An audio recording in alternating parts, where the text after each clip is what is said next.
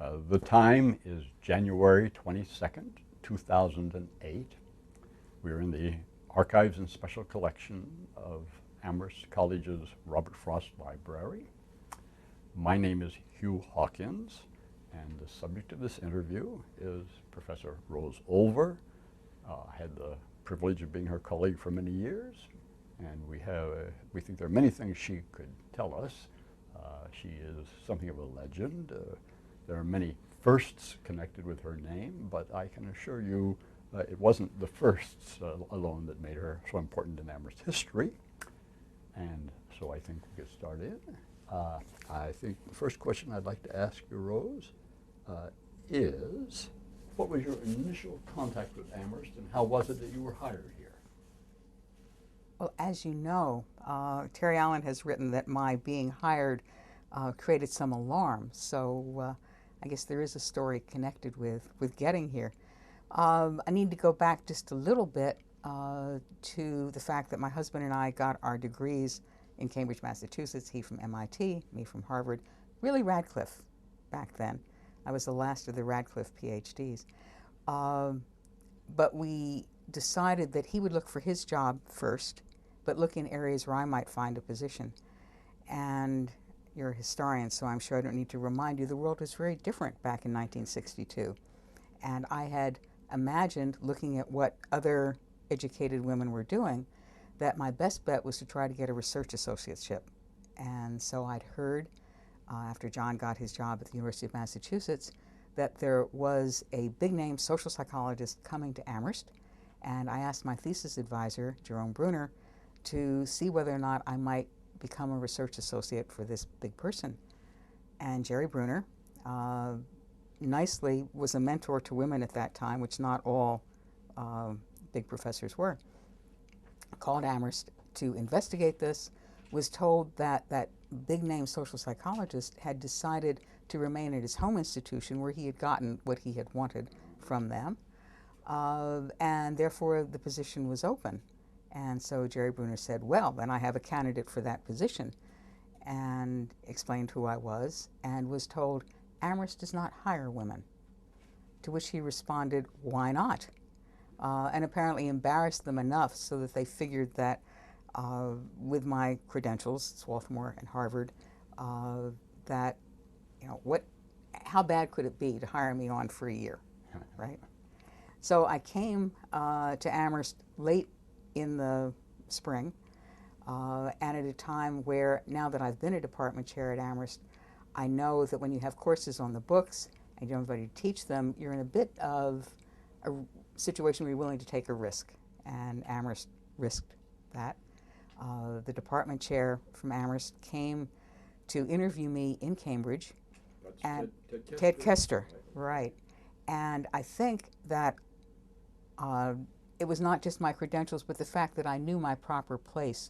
I took him to lunch at the Harvard Faculty Club, and I explained to him that we'd had to go in the ladies' entrance, that I was not permitted to go in through the regular entrance.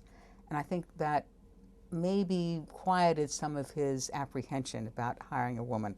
At least I would be able to fit into what Amherst would expect of femaleness at that time.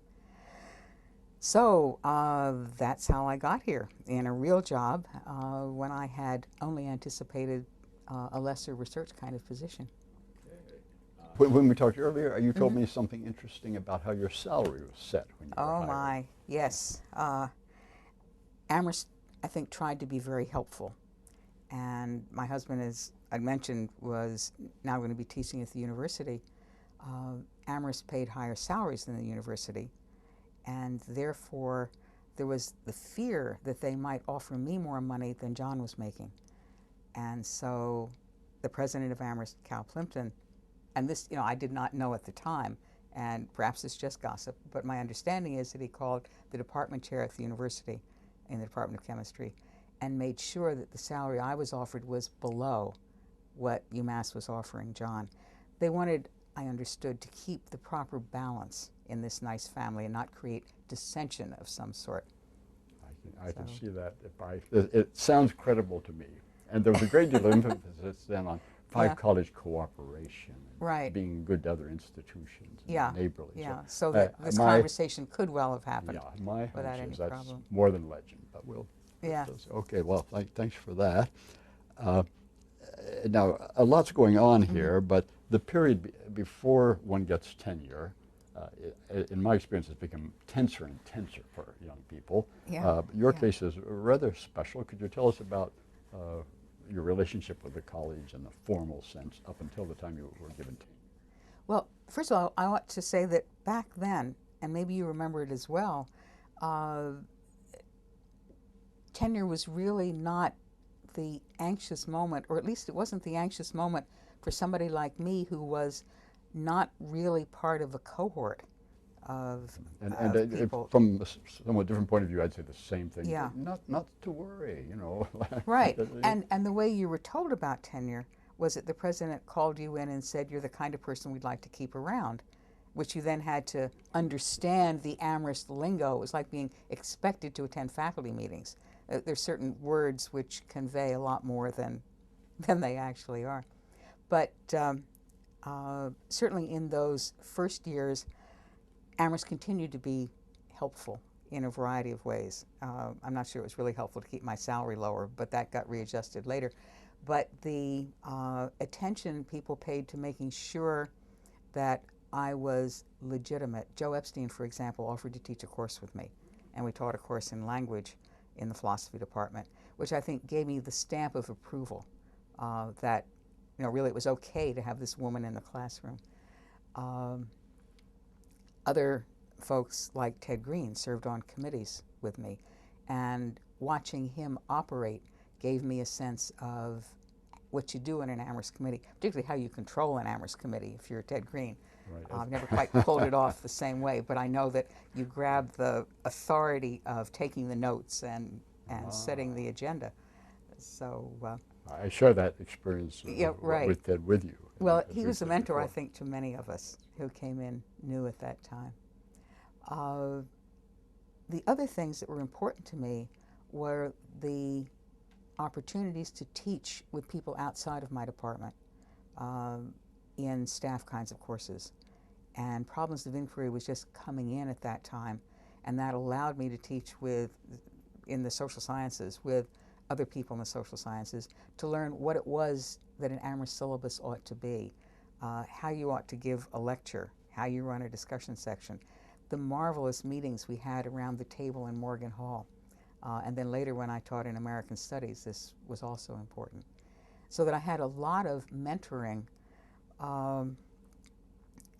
that I guess people were not sitting down saying, gee, I'm going to mentor Rose, but by just allowing me to be a colleague and giving me a glimpse of what you do in an Amherst course. If I interject, I think Yeah. it's very important to hear that, because later on there was the argument made that women and members of minorities on the faculty aren't being mentored, and the old boys just cling together and take things for granted and Right, have right. conversations among themselves. So it seems to me you were happily an exception to that. Well, I guess my definition of mentoring is being exposed to situations where you can pick up the ropes. Not so much somebody drawing you aside and saying, listen, if you want to get tenure, do such and such. Right. Which perhaps Right. a young male So would I have think had. that now that I've read more things about gender, my sense is that a mentor for men very often is a kind of almost father-son relationship or uncle-nephew relationship, where the older person really does make an effort to say, I'm going to teach you the ropes, I will introduce you around, that sort of thing. I see that but- there is a difference. Yeah, but my mentoring was being allowed to participate in ways where I could see what was going on and pick it up. But, you know, that's how women in my generation learned to do things. We read heroic stories of male heroes, and then we had to kind of interpolate for, all right, that's how you do it, but you got to wear a skirt, right? So that, or dress as a guy. I mean, there were a variety of ways of handling that. So I think it was, and this I think is important as we talk later about my relationships with other faculty women. Right. Because I think I misunderstood how painful Amherst was to them, because they were looking for the kind of mentoring that you're describing, where someone goes up and says, I will help you. I've been here a while. Let me explain to you how things go. And if you're looking for that, I don't think that did exist. And so their experience of lack of mentoring can coexist well with my experience saying, yes, it was mentoring. It's all a matter of language, right? And of attitude, I guess. And you know, taking advantage of these things, perhaps Right. also there were fewer disciplinary courses that the later women appointees got into. That might be. Right. I think the interdisciplinary stuff was really very important because one's department, particularly my department, once having hired me, was therefore nervous about how I was going to do and how I was being presented on campus, whereas other full professors in other departments didn't have that worry. They could just deal with me as a colleague, and I think that helped a great deal. Did you ever teach in a collaborative course in these early years with another member of the psychology department? Yeah, our Psych 11, our introductory course, was a staff course, which allowed me to get some feedback about the teaching of psychology. It wasn't, I guess what I remember most is coming out of a lecture that I'd given and having a senior member of my department, Bob Burney, who would otherwise have been terribly supportive, saying, gee, Rose, I wouldn't have done it that way. So that was, you learn from the good and the bad. That's a type of mentoring. Right. Well, I had used an example about perceptual recognition, citing screaming demons as and that was very much in the parlance of perceptual stuff. But he thought that I was making up this sort of funny tag and that the students would remember only that, and I would be happy if they did remember that, in fact. So in part, it was because the kind of psychology I did, cognitive psychology, was rather new at the time, and my department was not well versed in it. So I was bringing a different view of psychology. When I taught outside of the psych department, then everybody was quite willing to say, okay, that's what psychologists do, cool, Yeah, when there are new developments within a discipline, those are already established. You're a little resistant. I think that also accounts, again, for why my view and some of these women who came after me, that our views were quite different, because they were also hired to bring new parts of the discipline. So being female and representing something new in the discipline sort of came together in a way that was not always positive. Right, and in their case, more often, the new field was to bring women into the field. That's right. Which was not what and you were doing. To find no, certainly people were not studying women in psychology in 1962.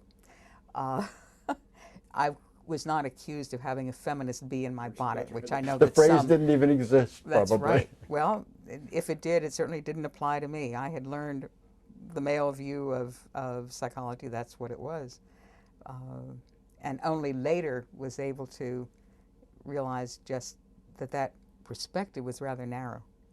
Okay, and we will move on. We're going to talk about WAGs and so on later. Right. All right. Well, to get through this necessary stage, the tenure decision. Can you tell us a little about when you received tenure and how that went? Oh my. Well, as I've suggested, you have to understand the Amherst language. And so I went back to my department chair, having been told by the president I was the kind of person that Amherst would like to keep around. And I said that I believed that meant I had tenure. And my department chair said, no, it doesn't. You have to be appointed at the associate professor level. And he did not put through request for that promotion. I understand that perhaps I was wrong about just what you had to do to actually get tenure on the books. But another senior member of the department, who then took over the chairmanship, made sure that I was, in fact, promoted. So everything worked out. But, tenure was not I was so pleased to have a job at Amherst, a real job. that I hadn't really worried about tenure. It all seemed kind of ephemeral anyway. That's nice to hear. Yeah. We're I mean, different. in your situation, I felt it was a privilege to have been here. I was glad to have had that experience. I was right. better off because I had taught at Amherst, and at least for men at that time, it was very much a seller's market. There were a lot of openings because Yeah, yeah. not many people were born in the 30s. They knew a big wave of students were coming. That's right. We were the small, just before the expansion. It was before the war. We're not baby boomers. Not baby boomers. We were. and, No, and yet my class we- in elementary was always the smallest, and then they had to hire more teachers as the wave of things came in. Yeah. the advantage that came to our generation, Right. to speak loosely, to use the Something term like loosely. that. No, happy to. Okay, that. now we had talked about mentoring, which wasn't where it came on the list. But that's, Sorry about No, that. no, that's fine. But I understand how you received something that we could call mentoring, although it's Yeah. maybe another term might be found for that. But did you mentor others who came in, male and female faculty members? Did you take measures to help new younger people adjust to Amherst? Well, I think I tried to, but with some hesitancy and nervousness. And I think, first of all, we're talking now about a span of years. I came in '62. I think the next woman on the faculty came in '66, something like that, about 4 years. And then there were a couple more after that during the late '60s. None of whom stayed, if I recall. None of whom stayed. Some of whom were let go and some left under one guise or another. And we were all young folks together, or at least the woman who came in 1966 in anthropology, Lowell Ayers, and I were great friends and mystified by Amherst. She, being an anthropologist, was all filled with sort of trying to explain to me how institutions worked, and that was fun. And she was also quite dedicated to not following what you're supposed to do in order to fit into an institution, which was fun as well. But then after I'd gotten tenure and women began to come to the faculty in late 1960s, 1970s, I felt that the situation I'd been in at Amherst was so different from the situation they were in that when they would come to me for advice, or I would be energized to offer them advice, I'd always have to draw back and say, well, you know, if it were me, I'd be real cautious. I wouldn't do this, I wouldn't do that. I would play it kind of cool and stay back. And then I'd have to say, but, you know, it may be different for you. It's a different generation. You were hired, speaking to these women, as women. I was hired despite the fact that I was a woman. Yeah, you were hired faute de mieux. Yeah, exactly. I was so. I felt that my situation was different. And a mentor, as I now understand that term in its fullness, is someone who knows the ropes. And I wasn't really sure that I knew the ropes or how things ought to be played for women in that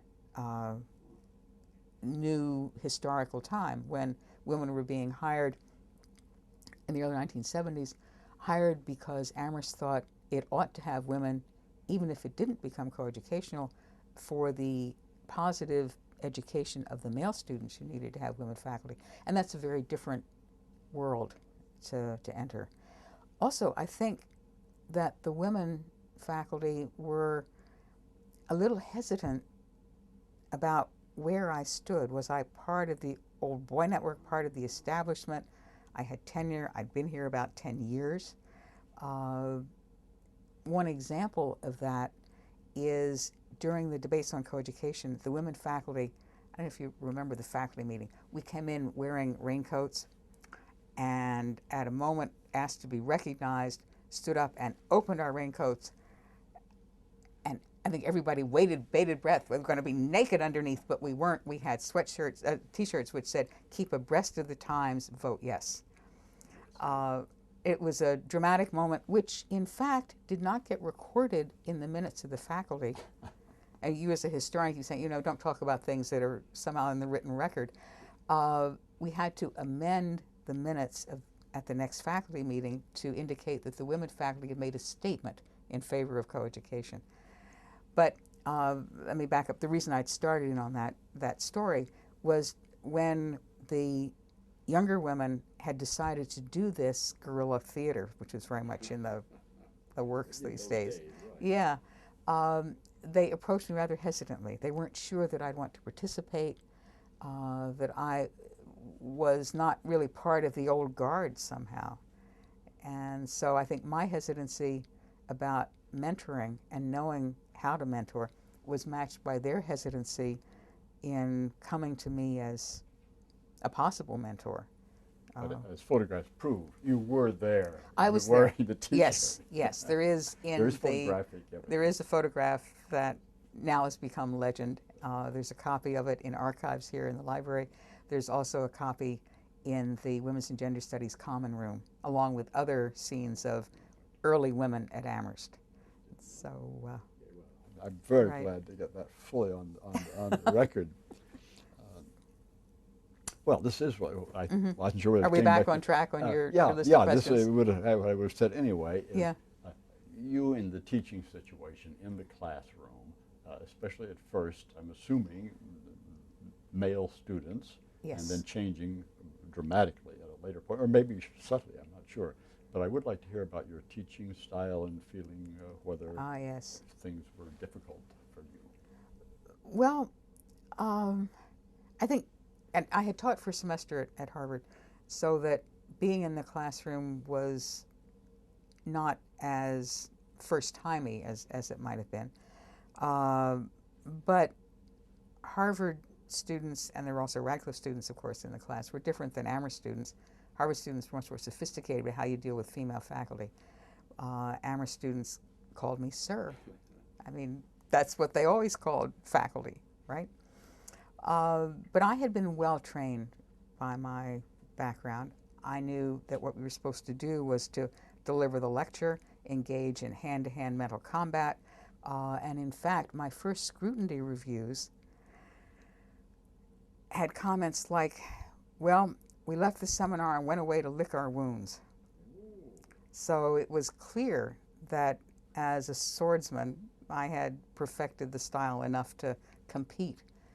Just to interject, the scrutiny was a journal of student commentary on courses, right. which I think maybe no longer exists, although there's something. Occasionally there's things online which call themselves scrutiny, but I don't think they have quite the, they used to come out beautifully bound with a cover, which was always somewhat embarrassing to someone.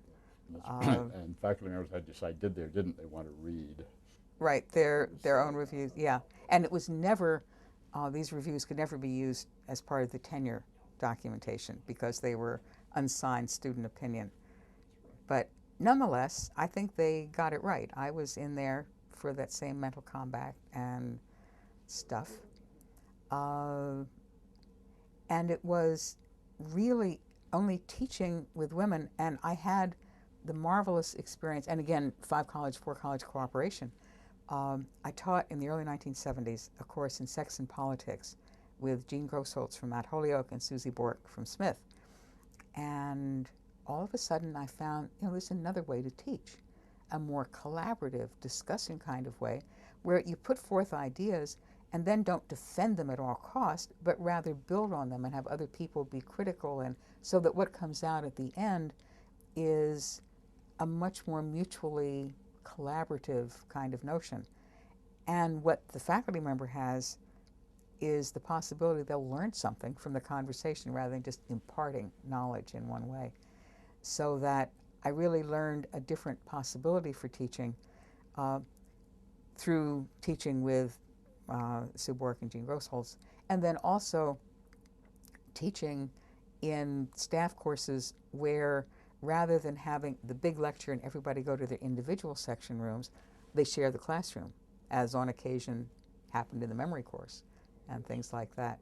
So that actually being in the classroom with another faculty member meant that you could do different kinds of, you were not the expert, you were sharing that expertise, and as a good colleague you had to be willing to listen on occasion. Not that we were always good colleagues or always had good colleagues, but so that my teaching style, I think I'd be now very embarrassed if scrutiny in whatever form said that students went away to lick their wounds, right? That is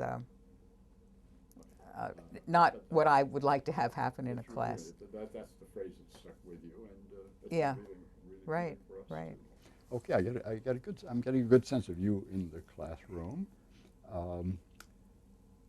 Now, a very dramatic event that some people think is the big event of the 20th century for Amherst College was the decision to admit women as degree candidates. Ah, I should state yes. this very carefully because There were many women. Women were through, on campus. That's right, through the including various as students. exchanges. I even met one male student, and I said, how did it affect you that Amherst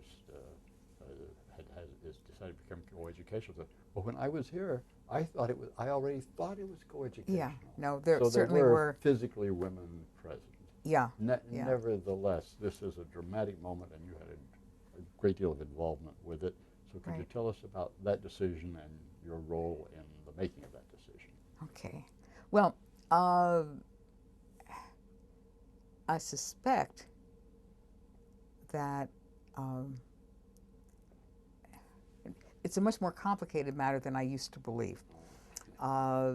There are those who tell me that we could have become a coeducational institution many, many years before, but because there were reports from the Long Range Planning Committee which argued for coeducation, but that President Ward decided to do it in a certain style, in a certain pace, which meant that at the beginning of his presidency, we had a thing called the Select Committee on Coeducation, where faculty and alums and trustees and so forth served. And the faculty were elected, and lo and behold, two women, me and Ellen Ryerson, were elected to that Select Committee, which either means that the faculty believed that only women could comment on women, or that it's such a trivial committee, just leave it to the girls, they'll do whatever. I vary between which of those interpretations I'm more comfortable with. As somebody who voted in that election, I Okay. like another possible motive. Yes. These are two very able people, and by bringing them forward, we make the case that we're very That there proud were- that these women are our colleagues, and we'd like to have I a lot see. of women like them in the student body. Well, that's very generous, and I appreciate that. That gives me a third thing. I prefer to hold on to your view, because I often try to second guess things. Well, what this led to was a number of discussions about coeducation, the presence of women. Obviously, in the context of Smith and Mount Holyoke, a lot of concern that what Amherst did would reflect in some way on what had been very important and continue to be very important relationships. And we gathered data in incredible amounts about other institutions that had gone coeducational. Amherst was rather late to go coeducational, and so there was lots of other places we could turn to. But one of the important meetings of this select committee was with the Board of Trustees, which was held in a men-only club in New York City. And so Ellen Ryerson and I met the night before and talked about, should we, as a matter of principle, refuse to attend a meeting held in an all-male institution where we were not permitted to enter. And we decided, principle aside, the trustees probably just as happy if we didn't show up, so we better show up. And we did. We were kept in sort of the ladies' lobby until the moment for us to appear with the trustees, at which point we were taken up the service elevator to get into the room where we could meet. It was just the Harvard Faculty Club again. The service elevator seems a step lower than the that. ladies' entrance. Yeah, no, clearly we were not really to be there. And indeed, the trustees were sharply divided about the question of coeducation and did not vote it in the first time around, and had asked for a length of time longer than the faculty was willing to tolerate to keep things in limbo while we debated.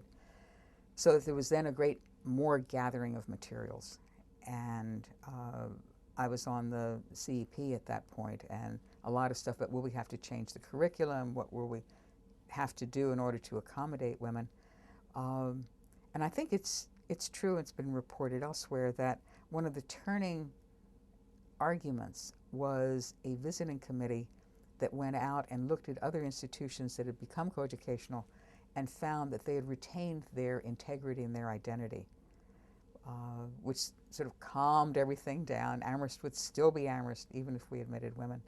And the next vote of the trustees did, in fact, lead to those, again, legendary photos. We're co-ed in the Amherst student newspaper. Right. Visual document that Yeah. people will rely on. It'll be deeply enriched by your comments here. I would like Yeah. to say Mm-hmm. one thing about the Yeah. move to coeducation. That Ted Green, who was on the second committee, Yes. I remember saying in the faculty meeting, and when we went to Princeton, the women had just turned into Princetonians. Right, So your right. sense that this was comforting was sort of, and I think we Yeah. both would agree that it ain't quite the way it developed. Well, but you know, it ultimately, although there were those who were hopeful that bringing women on to the campus might civilize the Amherst man. You know, less food fights in the dining hall, this sort of thing. And it did turn out that women who came to Amherst very quickly learned how to be Amherst men. And participate in food fights? I'm afraid so. I'm afraid so. And wanted to be in competitive athletics. Yes, they're Okay. absolutely. I mean, there was a variety of ways in which the hope that women might change the institution on the part of some was not lived up to. But the hope was a kind of funny coexistence. The Amherst would stay the same and women would still know their proper place and would be the calming, the civilizing influence. Although some argued that the tapping of high heels and the jangling of charm bracelets were going to be disruptive in the library. As far as I know, women and men study in the library without the disruption. jangling bracelets. And very few tapping of high heels. That is, and the dress, the very relaxed dress Right. that Amherst is famous for. Yeah.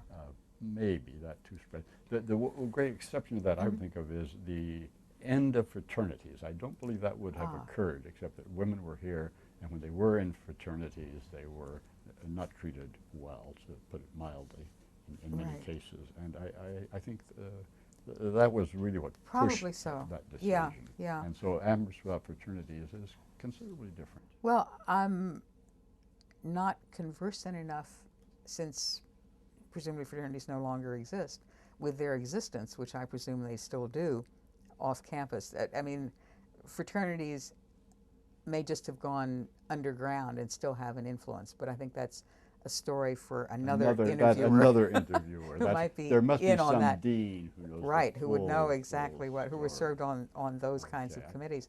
But fraternities were important in my development as well. I mean, mentoring comes in many forms. There were faculty who took me to the faculty club. There was the Cal Plimpton who took me to 10 o'clock coffee just once. I mean, that was living above my station. The 10 o'clock coffee was very much an in-group of influential faculty. at the That's university. right. And of course, all male and lots older than me. Right. And anybody could go, but you didn't. I certainly mean, didn't. I learned that was fun, but no, I don't think I would go. But students also were part of my mentoring, and I was asked to be a faculty advisor to a fraternity, Phi Psi, I saw. which had very often opened doors to famous for having pledged and initiated a black student. right. Okay. And so that sounded okay, except that back in those days there were proud hours, women's hours. Women could not be in the fraternity houses after 10 o'clock at night. And the meeting between the faculty advisor and the fraternity men was held after 10 o'clock. So I was in a problematic situation. And I asked for a ruling from the Interfraternity Council, Art Davenport, who was sort of the advisor to them. And I got a ruling which perplexed me and has perplexed me continually in different ways. The word came back, some women are not women. Now, I assume that what that meant was that I could be in the fraternity house when women were not allowed. But what did that say about me? And again, it's a matter of how I now interpret things in a more gendered analysis and how I interpreted them then, that was fine with me back then in the mid-1960s. I knew I was not doing what academic women usually did. I had a real job. I was teaching at Amherst College, right? So to be told some women aren't women, that's fine. Now I'm highly embarrassed by having taken that so congenially.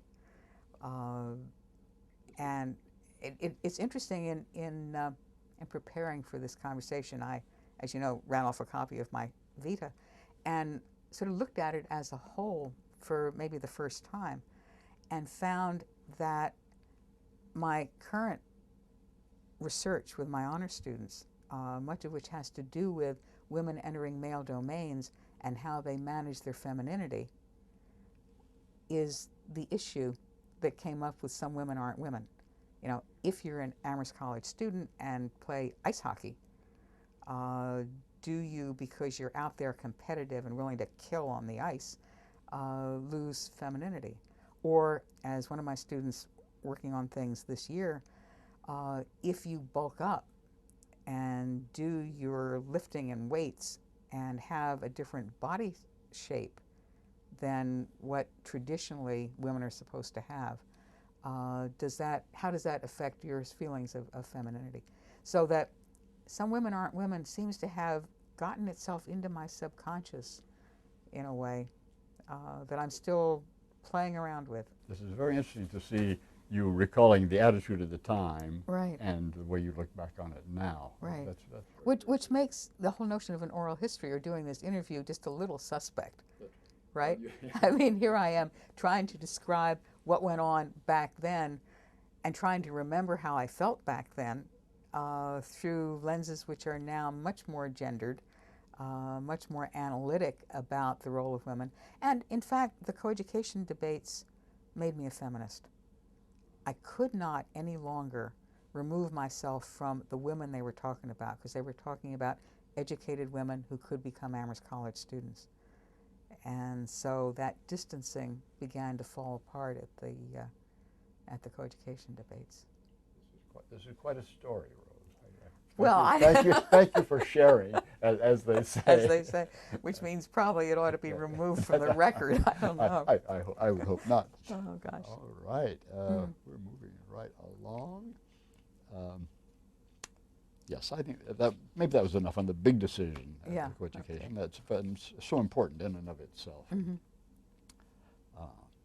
Now, all these firsts and only woman and first woman, quite apart from that, when I think of the psychology department and your role in it, I think of a department that changed radically for the better, underwent major development, gained a reputation it didn't have when you arrived. I don't want to say any more than that, but could you tell us about, within that department, the role you played? Yes. I feel that I've really had the opportunity at Amherst to influence two departments, Psych and WAGS, and I know we'll talk about WAGS later, Women's and Gender Studies. But the psychology story, well, yeah, at about 1970, the senior members of the department were either retiring or going off to other things. Bob Burney was going to Hampshire, Ted Kester was retiring. There was me, who had tenure, and two very good psychologists, young men who did not have tenure, who did not get tenure. And my understanding is they didn't get tenure because the idea was to clear the decks so that the department could be reconstituted. They were kind of stuck with me, but they could get rid of these other people. And let me assure you, those two young men have gone on to do really marvelous things, and I wish we'd kept them at Amherst, but okay. Since they were stuck with me, I was given the job of finding a senior male psychologist who would come in and chair the department and rebuild it. The argument was I could not chair it because no woman had ever chaired an Amherst department. I, after a certain amount of begging and pleading, got them to allow me to sign my name over acting chair, just so I would have some authority when I was going around looking for this big guy. Well, I did the best job I could, and I talked to lots and lots of big folks, who all wanted to come to Amherst to retire, to write their last book. It was a nice, congenial, well thought of environment, and that didn't sound like a lot of fun at all. Thank you I for mean, protecting us. yeah, right. Well, fun for the psych department. So I talked with Dean Gifford, and finally we decided that there would be a visiting committee of big-name psychologists whose selection I had some say in, who would work with me and other Amherst faculty to put together a kind of plan for a psych department. And I think what's very important about that was not that there was a plan that was a little more active than just letting it kind of drift, but that brought together what now have become important components of psychology, and that is the neuroscience aspect.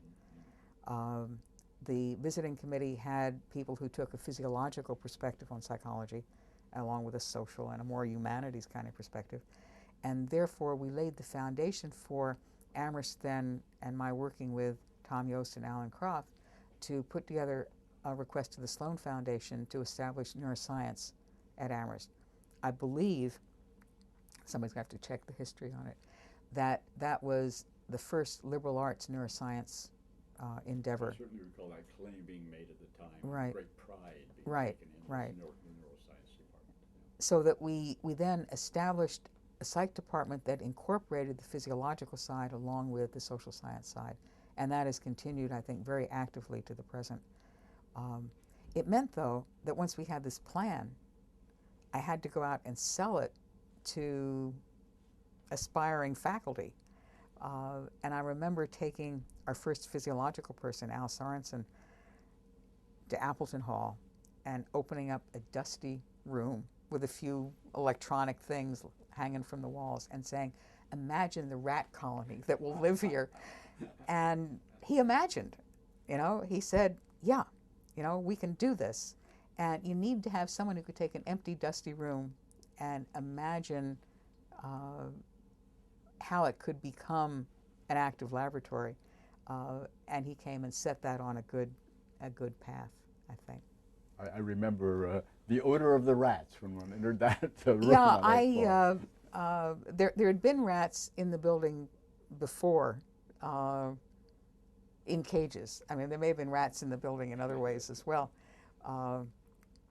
But this was now really trying to build that component of physiological stuff into the psychology curriculum, and following from the kinds of staff courses that I'd learned in American Studies. What we did was to have our introductory course where everybody on the faculty taught and brought their own special discipline into the intro course. That's very expensive in terms of faculty time, and we're no longer able to do it, but it was a very good way of getting a young department in a collegial way off the ground and continuing what we still do, and that is have linkages between the various perspectives in psychology. I just taught, for example, this past year, a course in science and gender with Sarah Turgeon, who's one of our physiological people. And so I was doing the social science part, and she was doing the hormones and genetics and stuff like that. Course. Yeah. So I think it was great fun to have the opportunity to try to imagine, with a lot of help, both from Amherst faculty and visiting committee, what a department ought to be, and then to live within it and see colleagues come on. When I came to Amherst, I was hired to teach social and psycholinguistics and cognitive and developmental. I've kept the developmental part, and the rest we now have embodied in people who are really scholars in those areas. So it's been a rather thrilling experience. I was going to press you to name the other people that came in, but I think that's the sort of thing that's on the record. It certainly is. Very Yeah. interested in that department can easily find who came when. And Right. as I say, the impression from somebody in another department is that this is a growing, developing department in which all of us should take a lot of pride. Well, I certainly think that it went in a good direction in the 1970s, as I said, with a lot of help and counsel that has stood well for the future. And just to generalize into Amherst history, Yeah. I think this has happened 2 or maybe 3 other times that a department, for various reasons, was left with almost nobody in it, and there would be a planning committee appointed with outsiders and faculty from other departments. yeah. And and then there's major change, and I would say in every case this has been immensely successful. I won't mention the departments, but Right, that but I too, think that's somebody the can Amherst say. pattern. Yeah, that's right. And, it doesn't it always works. happen that a department is Well, left. it's- So, and in the case of psychology, you think perhaps they purposely allowed it to become open and. I think so. It gave us, and what I think is also interesting is that psychology had then hired a lot of women faculty. It almost got to the embarrassing point where we would say things like, gee, we'd hire a man if we find someone qualified. Isn't that awful? It was sort of reverse. The reverse of what one kinds has of read. things. Well, you talked about the virtues of lecturing in front of one's colleagues. I suppressed an anecdote so that we didn't have to hold up. Oh, but but in your case, yeah. I wouldn't have done it that way. yes. In my case, I walked out and a dear friend, not older in fact, about the same age, said, "Where was your outline?" And I realized I had confused students and faculty and By and your by this organization. free flow of Yeah, material. yeah. So then for a while I rigidly put outlines on the board, Yeah, and certainly always yeah. in planning. And what brings it to mind is that I had in my hand the outline. The outline that for- we agreed on. Right. But you know what's interesting is how much we remember those remarks. And when you think of all the offhand comments you've made to colleagues yourself, you wonder which ones they are, when they get interviewed, what they'll remember. If it stirs emotion, it's, you're the psychologist. right. but I would think Yeah, that- if it taps into emotion, it's likely to be and recollected. you had the experience of some younger person. I well remember the words you said to me that have changed my life. Right. No sense that you ever said Exactly, that. It doesn't exactly. sound like you, and yet perhaps you did at one time say it when it meant a lot to them. I occasionally get letters from students, particularly if I've been in the public eye, I've been in the alumni magazine or something like that as faculty marshal. And they do remember, I mean, I'm happy I had some impact on them. I hope, and I mainly hear from the ones that I have positive impact on, so that's comforting. But I sometimes don't really remember having had that conversation. Or, you're right, or having used words like that didn't sound like me. Maybe they confused me with some other woman faculty. The creation of the Women's and Gender Studies Department, the vote of the faculty. Okay. Like being late to co-education, Amherst was late to have formal courses in women's studies, women's and gender studies. And it's not any longer so unique. A lot of departments now are trying, that have been women's studies departments, trying to add the word gender. We avoided the need to add it by having started out considering that gender, I'm talking about both masculinity and femininity, were important components.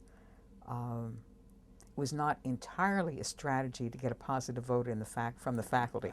It also represented the sense of those of us putting the idea together that you couldn't just study women. As you recollect that faculty meeting, although there was a fairly strong positive vote for a major in women's and gender studies, there was a very close vote to make it a department. And I think the difference was a department commits you to faculty positions. At least we do it at Amherst. Programs or just majors don't have positions associated with them. And I think people could see, okay, where are those positions going to come from? Since we were holding the line, having not increased the number of faculty given the coeducation decision and things like that. Many, many faculty had already started by 1985 to teach about women and to teach about gender.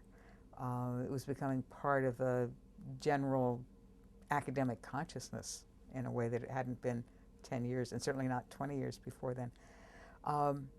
The feeling was that maybe we were so good at Amherst that we could just let departments evolve. But once we began to look at just what courses were evolving and how that was affecting students who could major in gender or women's studies or something like that through the interdisciplinary major, independent major. provision. There were a lot of courses, but the number didn't increase, and you couldn't count on them being offered, and there wasn't a structure that might provide a major that had some sort of sequence to it. So that the need for having a department which could provide the circumstances under which a major curriculum could be developed and have faculty committed to teaching it and have it anticipated to be taught regularly seemed to be the wisest way to go. It also seemed that for the sort of psychological support of women faculty, it'd be useful to have women's studies recognized in the Amherst curriculum in a rather formal way. Women had felt that doing gender stuff may not have been as approved of, and here this would say Amherst College recognizes this as an important area of study.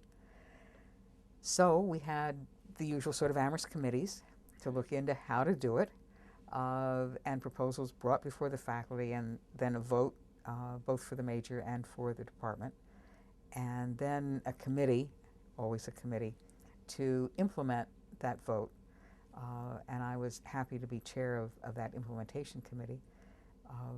And now we have a Department of Women's and Gender Studies, a department that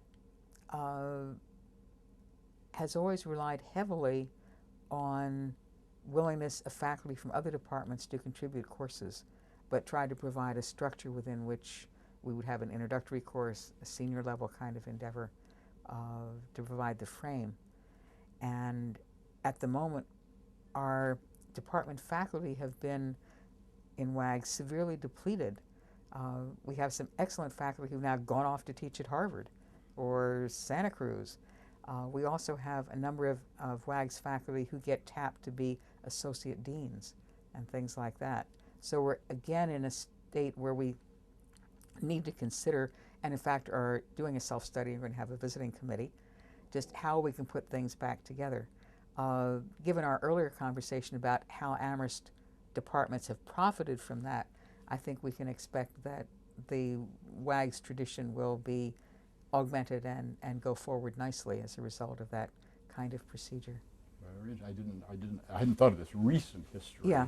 That's Right. a very interesting Right. development. Were you a member of that department from the very beginning? Yes. So Yes. you changed your title to professor. Yeah, once there was a WAG's department, then my title became half in psychology and half in women's and gender studies. So it means when I sign letters, it goes on, professor of psychology and of women's and gender studies, which is a little cumbersome. And therefore, WAGs is a nice thing to be able to say. But what's happened, I think, and I'm married to this political person whom I know you want to raise at some point. John Olver, who came to the Amherst area, brought me to the Amherst area because he was teaching at the University of Massachusetts, got tenure, decided, we'd both gotten tenure the same year. I had visions of, let's get Fulbrights, let's go to Africa, a psychologist and a chemist, must be saleable somewhere. His notion was, why not run for political office? And had I known what that was going to involve, I might have had a little more resistant. But he ran for political office and was elected. But his attitude towards my staying in the academy is, how can you stand to teach the same stuff year after year? And I have to assure him it's not the same stuff, that talking about gender has really changed psychology. The opportunity to teach in WAGs and to teach with people in the humanities in particular has, I feel like I've been going to school ever since kindergarten. And I keep having the opportunity to teach and to learn from colleagues in other departments and disciplines. I would like to say that if I could have phrased it so well, that's very much my sentiment about having been lucky enough to have taught at Amherst College. Right. You're learning all the time. And I wonder if our younger colleagues have the same experience.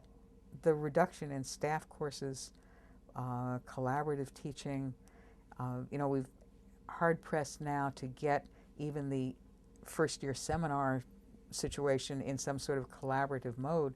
I think you lose a lot if you don't have those kinds of connections. not only about how to become a teacher, be socialized to be a college teacher, but for one's own education and advancement as well. Yes, I began worrying about that a long time ago, Yeah, right. and I think it's even more worrisome I think now. so. But, I think so. Maybe maybe the there's something president's new initiative funds, which are supposed to bring people together in collaborative endeavors, will be a way we'll get back into what I think had been for me, and I gather for you as Very well, much. Hugh, an important aspect of teaching at Amherst. many of the things you said about WAGs made me think of American Studies, which is a Yes. story in its own right, and Right. written and told of elsewhere. Hopefully. All Yeah. right. Now, I would like to hear more about what it's like to be married to a To a successful politician? who's moved from the state He house started in the state house in 1968, state rep, state senate, and then in 1991 ran for Congress and was elected and has been in Congress since then. And yes, rising with seniority to be, he calls it one of the cardinals. I'm not sure I quite understand, but it's because he's chair of the Appropriations Subcommittee on Transportation and Housing, which puts him in a elevated state or something where he can get things done and get things done for his district even when the presidency is held by the opposing party. So things are not always as grim for the party that doesn't, they're in the majority. Probably we shouldn't get involved. I don't know about congressional politics because mainly what I do, there's a big separation in Congress between congressional and campaign. You can't use public monies, congressional monies, to foster campaigns and so forth. Well, in my view, you can't use the politician's wife, me, in congressional because it would be every day talking to constituents, having to understand what legislation he was dealing with. But I'm willing to come out on working on campaign stuff. And there I do all the, well, 3 paces behind, the smile, making coffee, making a little policy, but not always owning up to making policy. And I occasionally run into trouble because we'll be at some big event and I'll be introduced and his lovely wife, Rose, and my colleagues will be at some table in the back and they'll start chanting, "She's a person in her own right." And I want to say, be calm. It's all right. I'm multiple persons in different kinds of roles at different moments. But I do work on his campaigns and enjoy that, whether it's stuffing envelopes or trying to figure out what is the best set of clothing to take for making his TV ad so that they do it all in one day, but it has to look like it's been done over a year. So, you go from the sweater to the jacket to the coat to the whatever. And that's a lot of fun. Well, that's good. So. When he first ran, am I right that you actually chaired the campaign committee? Well, I was very much among the 3 people. I think his first campaign manager was probably Skip Dempsey, an Amherst College faculty member. Physics. Yeah, but then in the first of John's state senate campaigns, Skip decided to give up physics and go and work in neuroscience or something like that, which meant that he no longer had much time for politics. And that was in the midst of a campaign, and so I and a couple of other key campaign workers took over the running of the campaign. Back when it was statewide, there was really more hands-on stuff, which meant a lot more making the coffee, making sure the cheese tray was there, whatever. Now that it's congressional and the congressional district is very big, much more dependent on having a campaign committee in a variety of towns and It's a huge district. It's a huge district. Largest Yeah. in the state. Right. I mean, in terms of population, it has to be evened out, but the hugeness of the district in geography runs from the sort of border with Albany all the way through to Fitchburg and above Worcester. So just to travel it is, but it's been an interesting experience. I think that my life at Amherst was, when I first came here, improved a great deal or made more positive by the fact that the Amherst faculty didn't know what to do with me as a female, but really liked John Olver. He played a good game of bridge. They liked to get together. It was Monday night bridge. It was 4 o'clock in the faculty club bridge. He timed track meets with Al Lumley, who was the track coach, professor of physical education. He fit in so well that how could I be a dangerous person? You know, I felt that his presence made my transition, made my acceptance a lot easier at Amherst. And Yeah. indeed, you became a mother while you were teaching? Indeed. You were probably first in that case. Yeah, I got announced in a faculty meeting as, you know, sort of first faculty member to have a child, which, you know, male faculty have Yes. children too, but I guess to actually produce the child. But that was of grave concern, or my being pregnant was of grave concern, because in those days, if you taught in the public schools and were female, as soon as you started to show, you had to quit. And so the possibility that I might get pregnant worried my department chair, to the extent that he went and talked to the president. The president then called me in and said, Rosie, you can get pregnant and stay pregnant all you want, which I'm sure most faculty do not have that conversation with the president of the institution. This is Calvin. This is Calvin Plimpton, who in his physician way was able to talk about most anything. When I actually was pregnant, I was on sabbatical and was teaching at Harvard, and they didn't care. So, yeah, I had a child. She is now a librarian at the Holyoke Public Library, a very bookish kind of person, and I think we're great friends, or I hope we're great friends. So. Very glad to learn. And how about the fact that your husband has to be resident in Washington, and you have never taken up residence there? No, I haven't. Much to many of his constituents who don't know me or know what I do, often to make conversation saying, how do you like living in Washington? And I say, well, you know, I don't live in Washington. I teach at Amherst College, and I live at Amherst, and John comes back on weekends. And they say, oh, but how does he find an apartment? How does he, and I, you know, that's, he's a grown-up. That's really his problem. No, I haven't resided in Washington. In fact, I very rarely go down to Washington because the times would be the weekends when I'd have free to go, and he's back in the district. And also that would put me in a role that I'm really not terribly comfortable with, and that is the wife of the politician. Because I think to do that successfully, you have to know a great deal about the politics of his position and who I should be mentioning things to or not mentioning things to. And it's hard enough to deal with the politics of Amherst College, but to keep the, you know, the Congress of the United States in mind as well is more than I can cope with. Interesting to hear you say the politics of Amherst College, because Yeah. there's certain elements here that would be similar. Yeah. When one is Although at our faculty meetings, people actually talk, and people are actually there and change their minds and so forth. There is some reasoning If you look at CNN, when they're broadcasting Congress, people are making impassioned speeches, but there's nobody in the audience. That's right. Occasionally they show you and let you. Right, right. So. I can remember when I was on the committee where we wanted something to get through, and later people remember saying, this one voted against us, that vote. Yeah. I said, you mean you look around? I always lower my eyes when Right, they raise you're their not hands. supposed to. Oh, don't be so foolish. Yeah, right. Well, that's why we us? now have paper ballots very frequently. Well, yes, there Yeah. is politics in academic life too, Right, but happily there is another side when there's reasoning together. And Yeah, and I think I find that the most different from what I see in the congressional world. A lot's done behind the scenes in Congress, and probably a lot's done at Amherst College behind the scenes too, Yeah. but we pretend. But there's Yeah, certainly there's a moment our when, faculty meetings are and you know, I see people who come and say, well, I'm not going to give the speech I intended to give because I'm impressed with what my colleagues have said, and I will now vote in the, so I think there is those are good, real those are good listening. moments. I'm glad to hear Yeah. they continue. Okay. Right, they are indeed, yeah. All right, looking back at the agenda here. Yeah. Well, you've been on a lot of committees. Is there something that we should hear about what it's like to be a committee member? Committee at member. Amherst College?